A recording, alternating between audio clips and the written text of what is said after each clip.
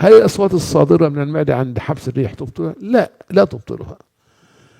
ما دامت لم تخرج، لم تسمع صوتا خرج من يعني من دبرك، فهذا هذا الذي يبطل الصلاة يا ولدي. وأخشى أن تكون ممن ابتلوا بالوساوس القهرية في باب الطهارة. فإن كان ذلك كذلك، فأرجو من الأخوة الفريق من فريق العمل أن نسألك رابطا بما صدر عنا من فتاوى في مسائل الطهارة.